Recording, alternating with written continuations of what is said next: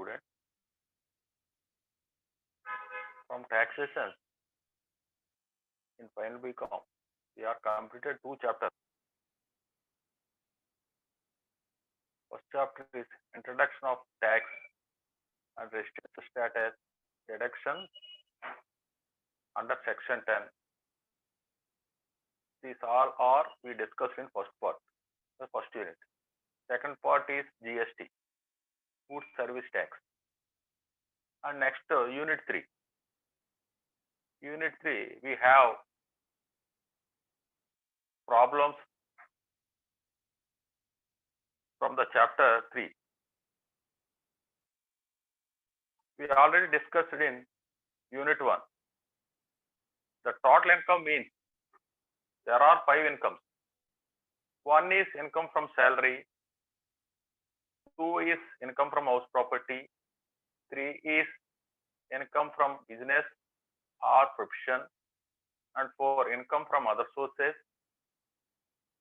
Next, fifth,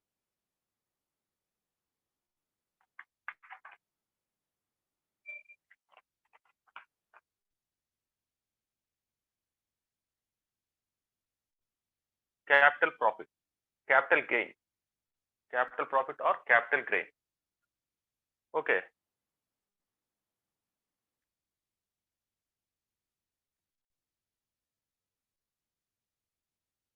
In this topic, we will starting from income from salary.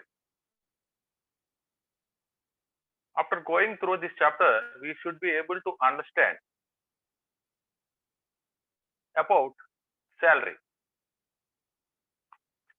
జీతం నుండి ఆదాయం అనే శీర్షిక క్రింద ఈ క్రింది విధంగా సెక్షన్ వివరించడం జరుగుతుంది.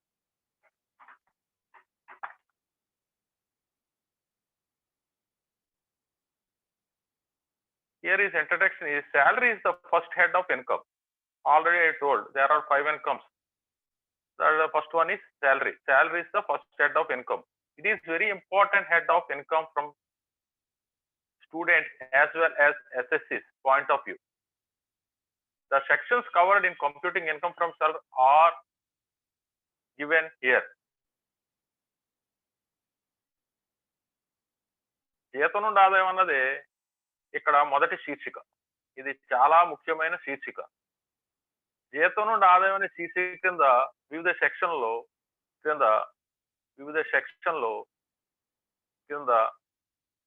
క్రింది విధంగా ఉన్నవి. అవి ఏంటంటే section 15 and section 16 and 17. 15, 16 and 17. Section 15 means chargeability, అంటే తెలుగులో సెక్షన్ 15 అంటే పన్ను విధింపు ఆధారం. Another section 16 deductions allowed. 1 is entertainment allowance, 2 is professional tax. Section 16 కింద అనుమతించే తగ్గింపులు ఏంటంటే 1 వినోదపు అలవెన్స్, 2 వృత్తి పన్ను. Last one section 17 definitions. Salary, perquisites, profit in lieu of salary. జీతము 1, 2 పరిలబ్ధులు, 3 జీతం స్థానంలో లాభాలు. Okay. Next, after going to this chapter you should be able to understand. ఇందా నేను చెప్పిందే important concept of salary, computation of income from salary, allowance, exempted incomes, retirement benefits, deductions from salary, requisites, valuation of requisites, profit in lieu of salary, provident funds, deduction under section 80C. చూడండి, ఇక్కడ చెప్పినట్లో important concept of salary already చెప్పాను. ఇది ఏంటంటే salaries first head of income అని చెప్పాను. అంటే జీతం నుండి ఆదాయం అనేది మొదటి శీర్షిక. అంటే ప్రప్రదంగా మనం డిస్కస్ చేయవలసిన శాలరీ గురించి అని చెప్పారు. Competition of income to salary అంటే జీతం నుండి ఆదాయం అనే శీర్షికని మొత్తం వాటికి ఉన్న వాల్యూస్ జీతంతో పాటు అందుకుండే అన్ని కూడా యాడ్ చేసుకుంటే జరుగుతుంది. అవి ఏంటంటే అలవెన్స్లు. అంటే something I will explain some examples. That is what is allowance. Allowance are dearness allowance, city compensated allowance, children education allowance, medical allowance.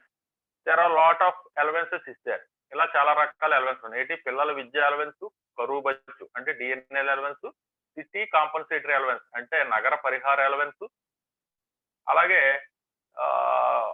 ఇంకా చూసుకుంటే మెడికల్ అలవెన్స్, ఇలా రకరకాలు చెప్పుకుని ఉంటే ఇంకా చాలా రకాలు అన్నది మనం చెప్పుకోవడం జరుగుతుంది ఇల్లీగల్ది. Next exempted incomes, retirement benefit, మినహాయింపించే ఆదాయాలు, రిటైర్మెంట్ బెనిఫిట్ రిటైర్ అయిన తర్వాత వచ్చే సదుపాయాలు. డిడక్షన్ ఫ్రమ్ శాలరీ నేను ఆల్రెడీ చెప్పాను. సెక్షన్ 16 కింద డిడక్షన్ ఏంటంటే section 16(1) entertainment allowance, section 16(2) professional tax వృత్తి పన్ను అన్నది తీసుకోవడం. పెక్విజిట్ పరిలబ్ధులు, పెక్విజిట్ అంటే పరిలబ్ధులు.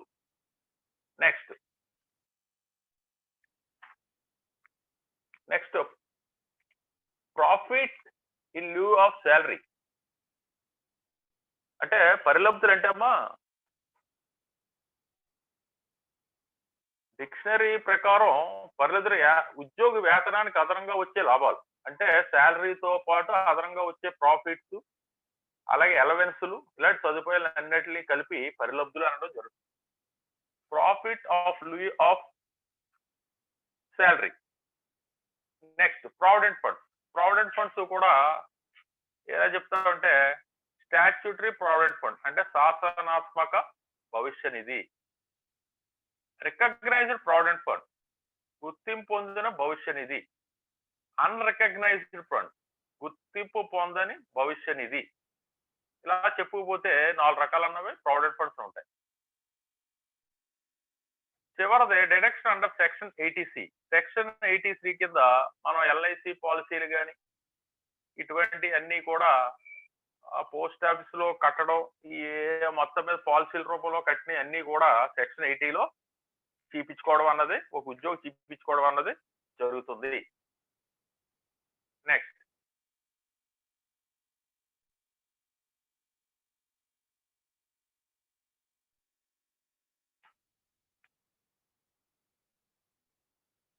Meaning of salary.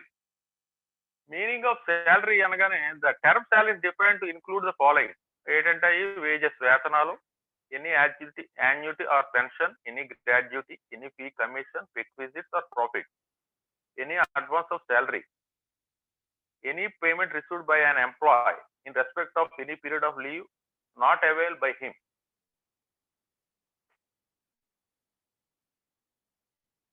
అలాగే అంటే తెలుగులో ఏంటంటే జీతాన్ని ఏమంటామంటే సెక్షన్ 17 వేతనాలు, వార్షికం లేదా పెన్షన్, గ్రాడ్యుటీ, ఏదైనా ఫీజు, కమిషన్, పెక్విజిట్, జీతం స్థానంలో వచ్చే లాభాలు, ముందుగా స్వీకరించిన జీతం, అలాగే employees contribution to recognised provident fund RPF in excess of 12% of employees salary and interest credited to recognised provident fund in excess of 9% per annum. అంటే ఇక్కడికి వచ్చేటప్పటికి ఉద్యోగ జీతంలో 12% నుంచి గుర్తింపు పొందిన ప్రావిడెంట్ ఫండ్ యజమాని చెల్లించిన వాటా.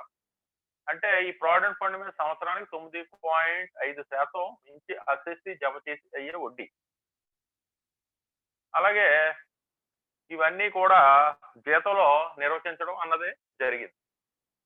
నెక్స్ట్ ఇక్కడ చూడండి, నేను చెప్పింది salary basis of charge. Salary is the first head of income. It is very important head of income for students and SSC also. The sections covered in computing income from salary and given below. Section 15 ఇందా చెప్పాను. చార్జబిలిటీ అంటే పన్ను విధింపు విధానం, పన్ను విధింపు ఆధారం. Next section 16 deductions allowed. 1 standard deduction అంటే section 1 standard అంటే ప్రామాణిక తగ్గింపు. సెక్షన్ 16(2) ఎంటర్టైన్మెంట్ అలవెన్స్, వినోదపు అలవెన్స్. వినోదపు అలవెన్స్ అంటే 2 రకాలు. అయితే ఇక్కడ వినోదపు అలవెన్స్ మినహాయింపు అన్నది ఇక్కడ ముఖ్యం గుర్తుపెట్టిన ఓన్లీ గవర్నమెంట్ ఎంప్లాయీస్ కే సెక్షన్ 16(2) ఇంప్లిమెంట్ అవుతుంది, not for private employees. Okay. Next professional tax వృత్తి పన్ను అంటే ఉద్యోగి తను చేస్తున్న విధులకు సంబంధించి ప్రొఫెషనల్ ట్యాక్స్ అనేది పే చేయడం జరుగుతుంది. ఆ ప్రొఫెషనల్ ట్యాక్స్ సెక్షన్ 63లో చూపించడం అనేది జరుగుతుంది. సెక్షన్ 17 డెఫినేషన్ శాలరీ, జీతం ఏదో చెప్పాను, డెఫినేషన్ ఆఫ్ శాలరీ. అలాగే పెక్విజిట్ అదనంగా పొందే వాటి గురించి ఇందా నేను ఎక్స్ప్లెయిన్ చేశాను. పెక్విజిట్ అంటే జీతంతో పాటు పొందే అలవెన్స్లు, లాభాలు ఇవన్నిటిని కలుపుకుని మనం పరిలబ్ధులుగా చెప్పడం జరుగుతుంది. Profit in lieu of salary అంటే జీతానికి సంబంధించి మొత్తాన్ని ఇక్కడ profit in lieu of salary అని చెప్పుకుంటాం.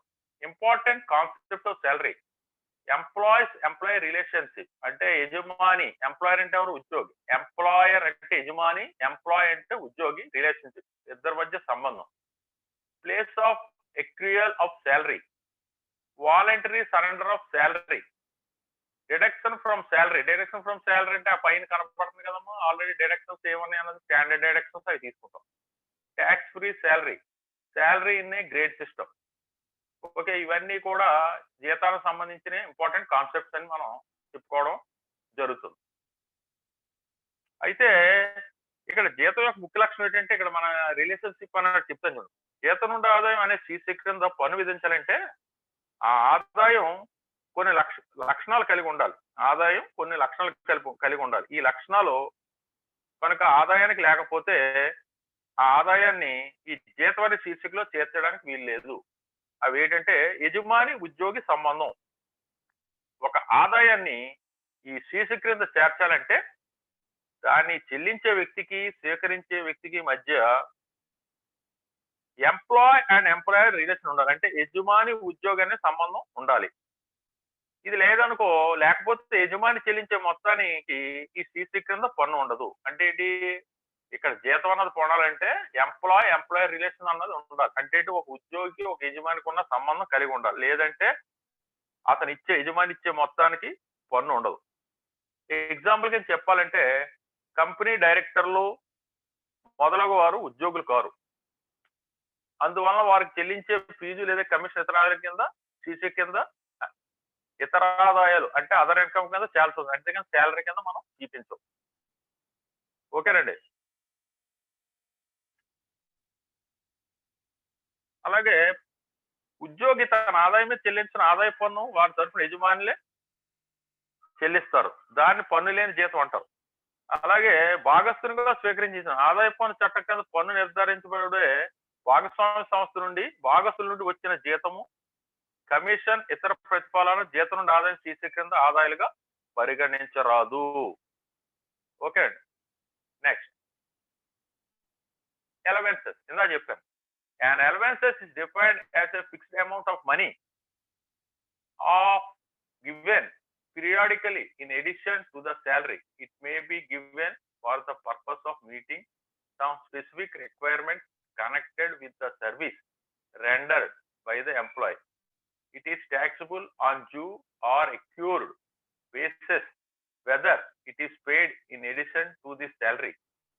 However, certain allowances have been exempted subject to certain conditions. Allowances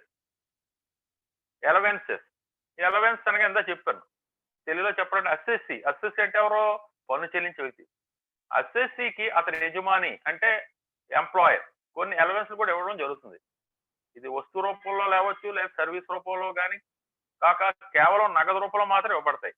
అంటే అలవెన్స్లు అన్నవి ఏంటంటే ఒక వస్తు రూపంలో కానీ, ప్రొడక్ట్ రూపంలో కానీ, సర్వీస్ రూపంలో కాకుండా నగదు రూపంలో మాత్రం ఇవ్వడం జరుగుతుంది.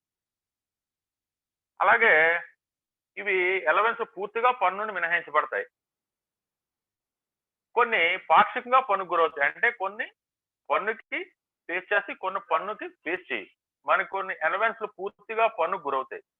పన్నుకు గురే అలవెన్స్ ఏంటంటే ఇక్కడ డిఆర్ఎస్ అలవెన్స్ అంటే ఏంటమ్మా తెలుగులో కరువు బత్యం. కరువు బత్యం అంటే ఉద్యోగం అదే జాబ్ చేస్తున్నప్పుడు అతని డిఏ అంటారు షార్ట్ కట్ లో. డిఆర్ఎస్ అలవెన్స్ ఏమంటారు? డిఆర్ఎస్ అలవెన్స్ అంటే డిఏ అంటారు షార్ట్ కట్ లో. డిఆర్ఎస్ డి అలవెన్స్ ఏ తీసుకుంటారు. ప్రభుత్వం ఏం చేస్తుంది, గవర్నమెంట్ సంవత్సరానికి ఒకసారి దసరా టైలో, పండగ టైలో, దీపావళిలో ప్రభుత్వ ఉద్యోగులు 6% డిఏ పెంచడం జరిగిందంట. అంటే కరువు బత్యం. అంటే ఇక్కడ ఎలా ఉంటుందంటే యజమాని ఉద్యోగం పొందే అలవెన్స్ లో కరువు బత్యం సర్వసాధారణంగా ఉంటుంది. పెరుగుతున్న జీవన వ్యయానికి అంటే పెరుగుతున్న ఖర్చులు తట్టుకోవడానికి కరువు బత్యం అన్నది చెల్లించడం జరుగుతుంది. ఈ విధంగా స్వీకరించిన మొత్తం అలవెన్స్ పన్ను అన్నది ఉంటుంది. Okay, next city compensatory allowance. City కాంపన్ అంటే నగర పరిహార అలవెన్స్. అంటే నగరాలు అధిక జీవన వ్యయం అంటే పట్టణాలకి పల్లెటూరు చాలా ఉంటది. మన సిటీల్లో అలాగే మెట్రోపాలిటన్ ఉంటే అక్కడ ఖర్చులు కూడా ఎక్కువగా ఉంటాయి. అంటే ఆ ఖర్చులు తట్టుకోవడానికి అక్కడ పనిచేసే ఉద్యోగులు మాత్రం ఎలవెన్స్ ఇవ్వడం జరుగుతుంది. అయితే ఈ పన్ను ఎలవెన్స్ గురవుతుంది.